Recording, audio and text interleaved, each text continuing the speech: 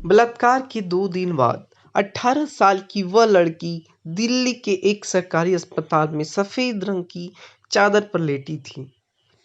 इसके बारे में हम लोग आगे देखते हैं। पहले हम लोग ये जान लेते हैं कि बलात्कार भारत में महिलाओं के खिलाफ चौथा सबसे आम अपराध है।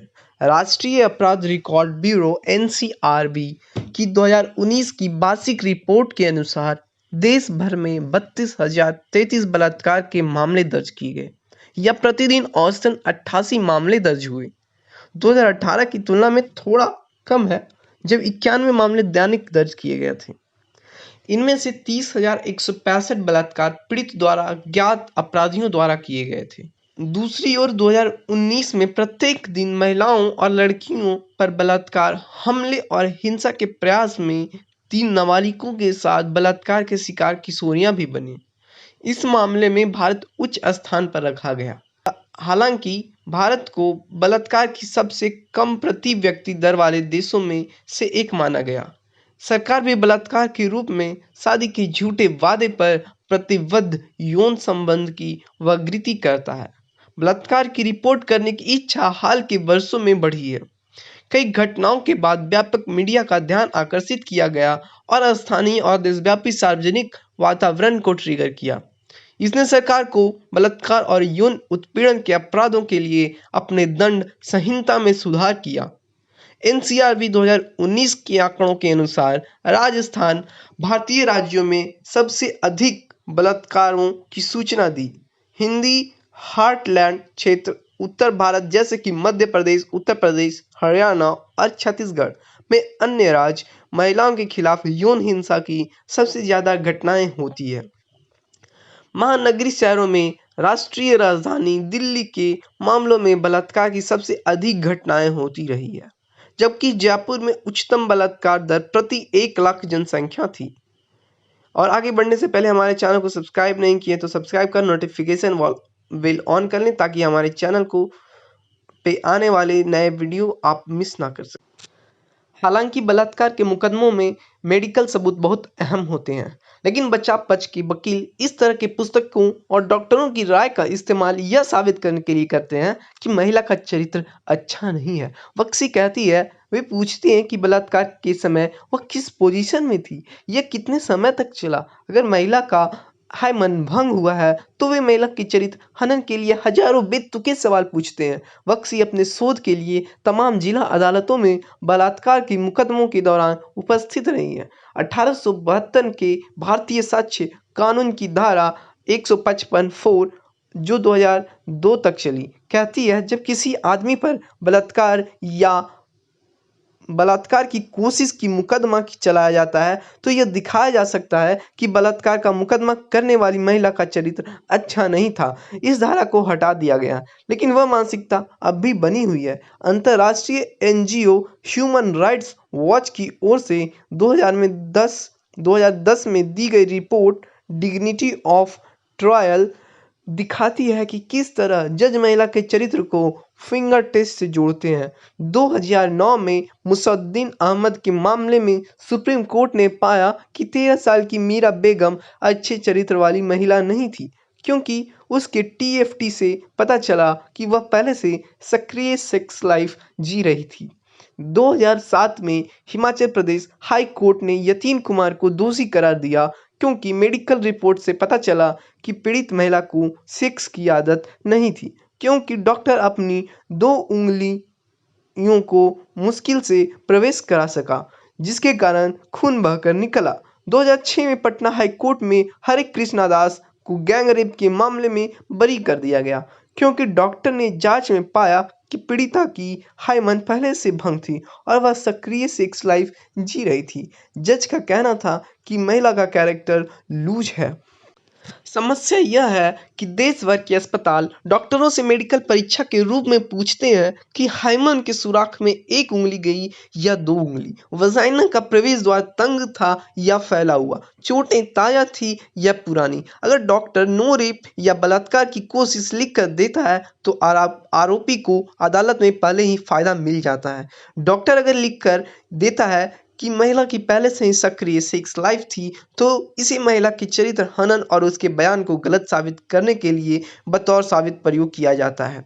डॉक्टर जगदीश इसके लिए देश में बलात्कार की जांच के लिए आधुनिक तरीकों के अभाव को जिम्मेदार बताते हैं। दुनिया भर में सिर्फ 1/3 बलात्कार पीड़ित महिलाओं में ही शारीरिक चोट के निशान दिखाई देते हैं।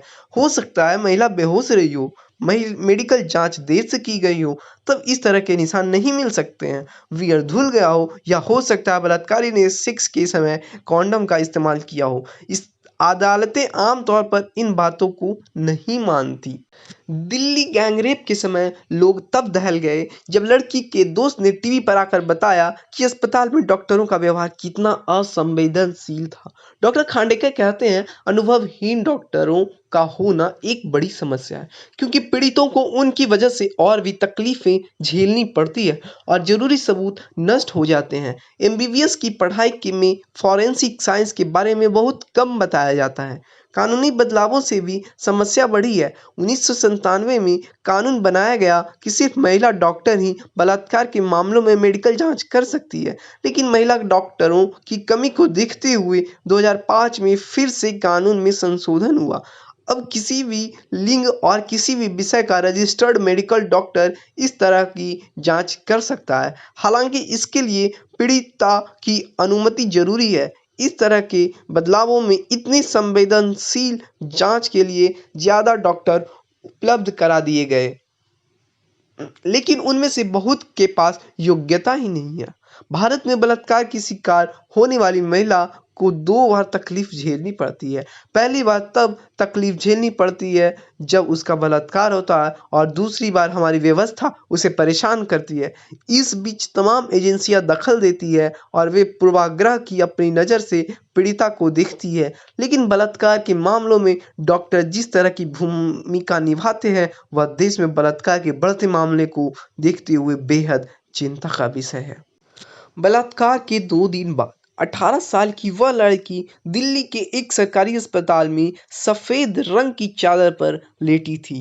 नर्स ने आकर पहले उसकी सलवार खोली और फिर कमीज को नाभि से ऊपर खिसकाया। इसके बाद 2 पुरुष डॉक्टर आए। उन्होंने लड़की की जांघों के पास हाथ लगाकर जांच शुरू की, तो उसने एकदम से अपने शरीर को कड़ा कर लिया। एकाएक दस्ताने पहने हुए हाथों की 2 उंगलियां उसके वजाइना के अंदर पहुंच गई।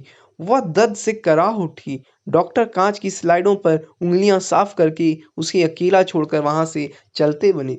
उन्होंने जांच से पहले ना तो उसकी अनुमति ली और ना ही उसे बताया कि उन्होंने क्या और क्यों किया।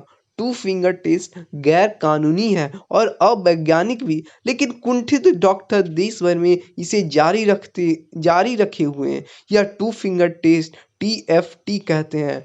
देश में प्रचलित टीएफटी से बलात्कार पीड़ित महिला की वजाइना के लचीलेपन की जांच की जाती है। अंदर प्रवेश की गई उंगलियों की संख्या से डॉक्टर अपनी राय देता है कि महिला सक्रिय सेक्स लाइफ में है या नहीं। भारत में ऐसा कोई कानून नहीं है जो डॉक्टर को ऐसा करने के लिए कहता है।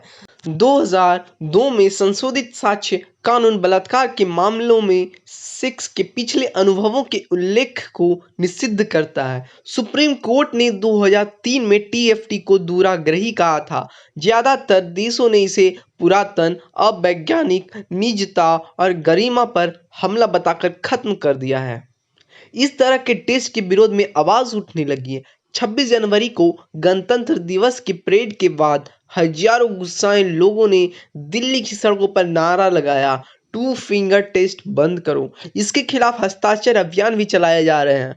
All India progressive women's association की राष्ट्रीय सचिव कविता कृष्णन कहती है, सरकार इस अपमानजनक प्रक्रिया को बंद करे। महाराष्ट्र में वर्धा के सेवाग्राम में Mahatma Gandhi institute of medical science के फॉरेंसिक एक्सपर्ट और वकील डॉक्टर इंद्रजीत खांडेकर कहते हैं, उस टेस्ट का कोई वैज्ञानिक आधार नहीं है। वे कहते हैं कि उंगलियों के साइज के हिसाब से नतीजे बदले जाते हैं। हाइमन और वजाइना से जुड़ी पुरानी दरार भी यह साबित नहीं करती है कि लड़की या महिला की सक्रिय सेक्स लाइफ रही है।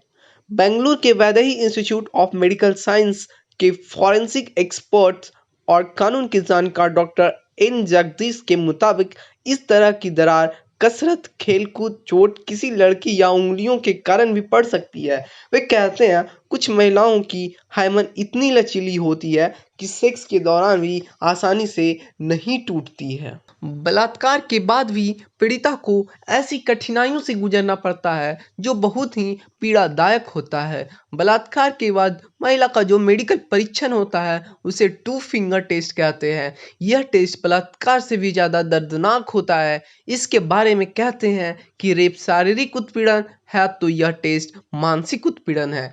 इसके बावजूद इस पर सरकार कोई ठोस कदम उठाने में नाकाम है। और दोस्तों एक बात और, ये वीडियो बनाने में बहुत मेहनत लगते हैं, तो आप लोगों को अगर वीडियो अच्छा लगा हो तभी लाइक करें, तभी शेयर सब्सक्राइब करें, और अगर कोई गलती लगी हो तो कमेंट बॉक्स में ज़रूर बताएं। Thank you. मिलते हैं अगले एपिसोड के साथ, तब तक के लिए नमस्कार।